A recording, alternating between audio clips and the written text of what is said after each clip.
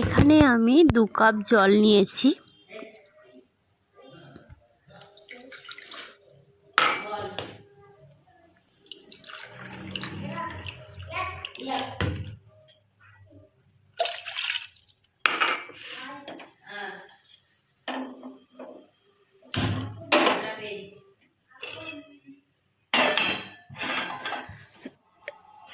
এখানে নিয়েছি গোলমরিচ, লবঙ্গ, তুলসী পাতা, আদা কুচনো, দারচিনি গুঁড়ো, হলুদ গুঁড়ো আর 2টো তেজপাতা।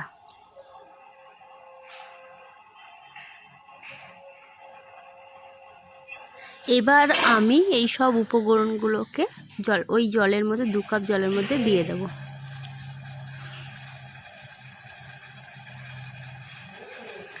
ওই সব উপকরণগুলো জলের মধ্যে দিয়ে নেড়ে দেব। তারপর ওগুলোকে সব একসাথে ফুটতে দেব যতক্ষণ না জলটা কমে 2 কাপ জল 1 কাপ হয়ে যাচ্ছে।